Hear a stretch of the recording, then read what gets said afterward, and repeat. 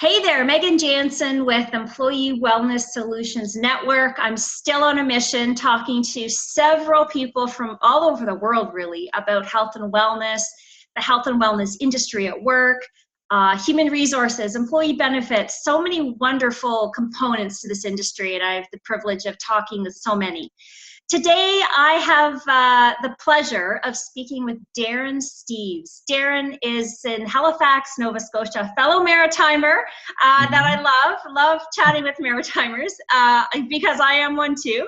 Darren, you're the owner of Vendura Wellness. You've been doing this work of helping people for a long time. You have a passion really ingrained around helping people, and I just love that. So, Darren, thanks for taking a few minutes from your time today to talk with me. No, I appreciate it. Thank you very much. Again, similar to yourself, I love chatting about this topic, and I'll try not to ramble too much. That's my goal, because I'm sure probably similar to yourself, once you get going, it just starts escalating. Yeah, I think that's maybe an East Coast thing. So we'll get going on this. So we'll try and keep each other in check here. Yeah. You're doing some really interesting work on resiliency, on behavior change, on lots of different things pertaining to helping people with that changing behavior. Can you get into that first? Sure. Yeah, I'm with the Canadian Society for Exercise Physiology and been with them for probably 20 years. And I remember when I first started doing my second degree at Dal and mentor Phil Campagna, Dr. Campagna. At that time, it was called the Standard Fitness Appraiser, and everyone did a fitness appraisal. And what I think we recognized in the physical health world is to tell someone that they're fat and overweight and not doing well and so forth was actually a demotivator.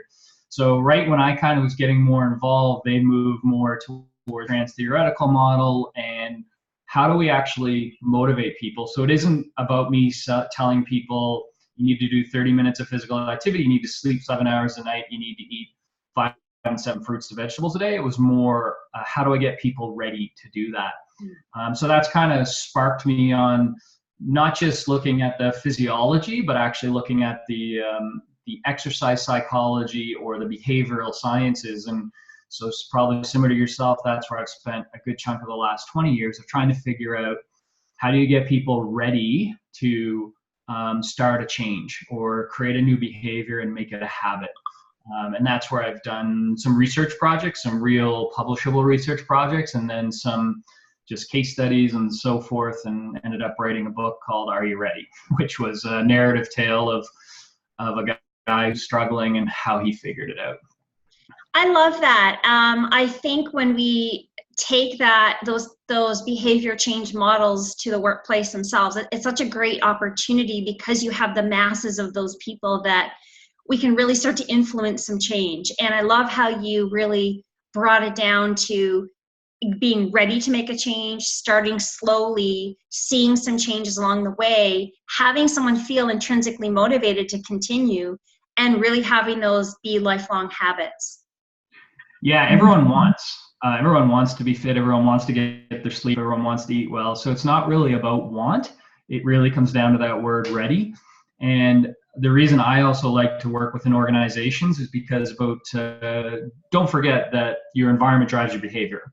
And I just got a chance to talk to Dr. Michael Ugner yesterday, and I've got to speak to a lot of really cool behavioral scientists. We have to remember that 70 to 80% of what you do is driven by your behavior. So I have the good fortune, my brother does alcohol, cannabis, and tobacco research and policy. So we spend a lot of time talking about that. So 20 or 30% is the individual skills and what are you doing?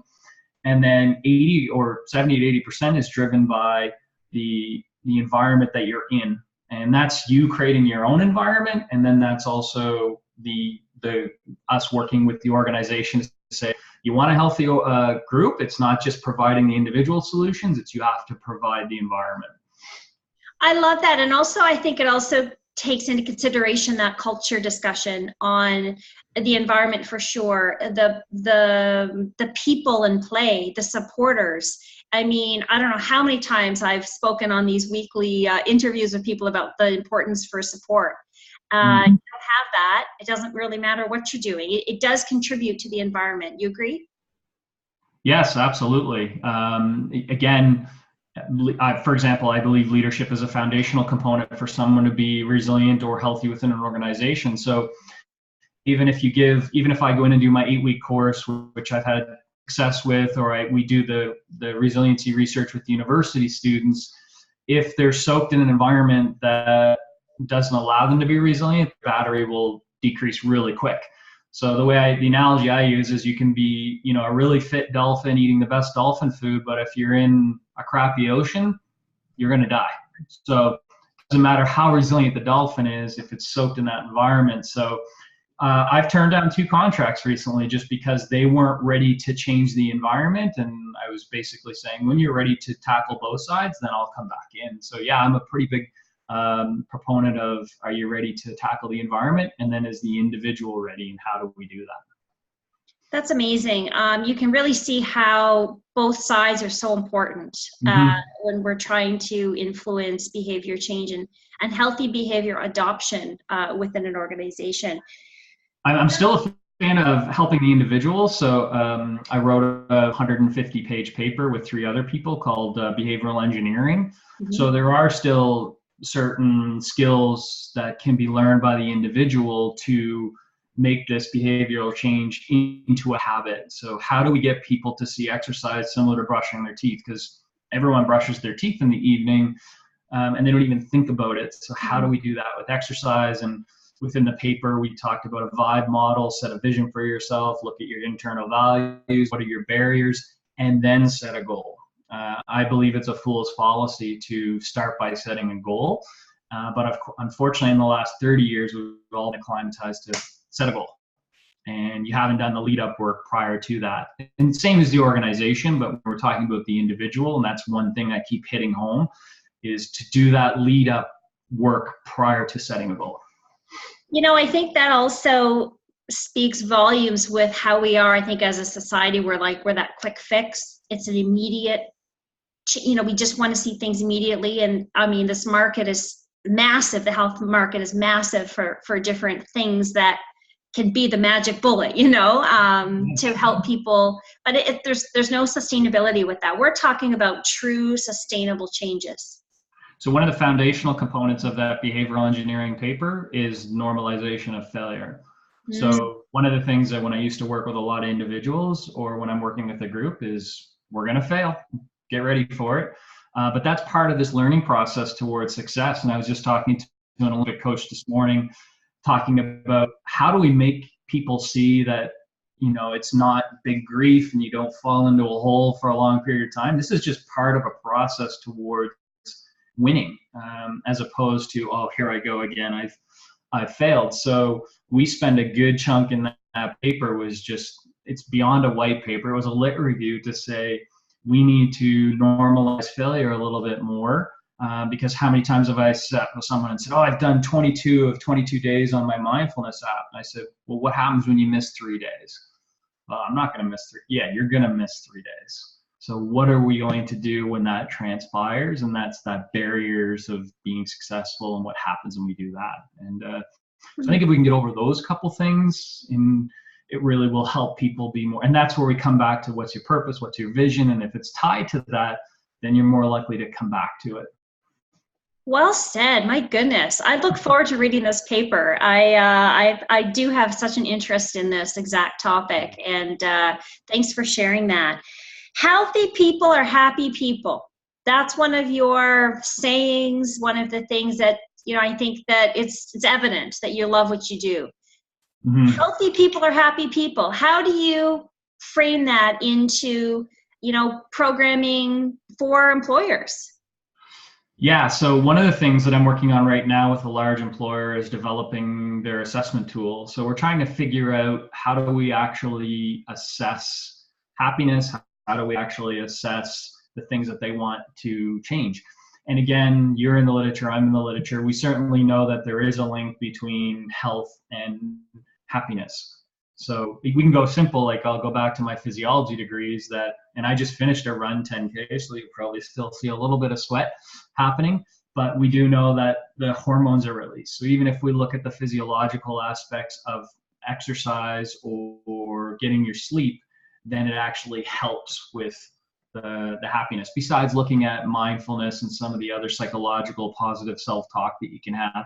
If you learn these skills, then you're more likely to, even if we don't use the word happy, the big word now is flourish, you're more likely to live a flourishing life or a thriving life. And ultimately, as the Dalai Lama said, the goal of life is to be happy. So most people are trying to strive towards, how do I just not see it as Monday, Tuesday, Wednesday, Thursday, Friday, Monday, Tuesday, Wednesday, Thursday, Friday. Because the second part of my book was, are you ready? Stop wishing it's Friday.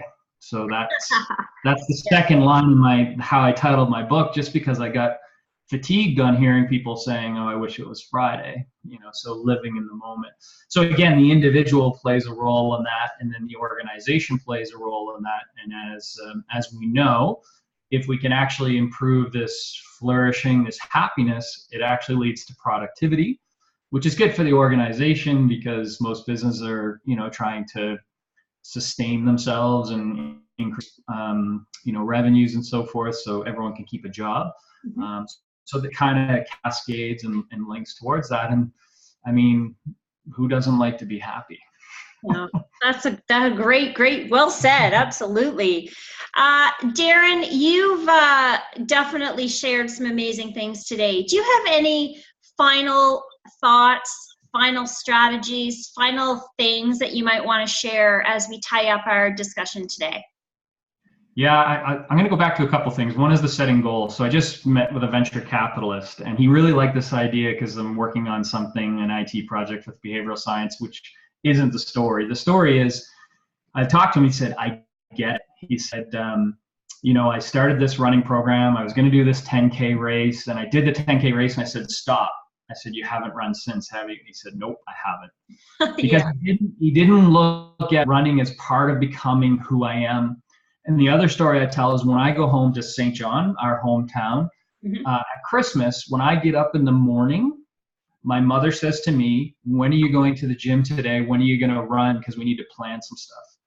If you think about that, that's pretty powerful and pretty heavy, because they're actually conforming to who I am, versus here's all the things we're going to do. Good luck figuring it out. So if you start to create this purpose, this vision, and so forth of who you are, you actually start to see this change within your environment, which is pretty cool. So that can actually transpire. So I highly recommend people to sit down and, there's all kinds of different, you can Google creating a purpose or writing a vision letter or what do I value, because that's what's going to keep bringing you back when you've done a month and you haven't done your thing that you were trying to change. What's going to bring you back is you remind yourself that this is what I'm trying to do overall, and this is the change I'm trying to do, and this is why I'm trying to do it. I find that's really worked well for the clients that I've worked well. This Resiliency project, we're doing a 3-year study at Dow, and I've got 40 pages of unsolicited emails from students who've said, this has changed me. And I'm thinking, it's not really that big a deal, but if you can learn it earlier in life about have a purpose, have a vision, what are your values, and then tying that to what you're trying to do, it works a lot better. Amazing. So I'm going to leave it there because I couldn't summarize it better myself.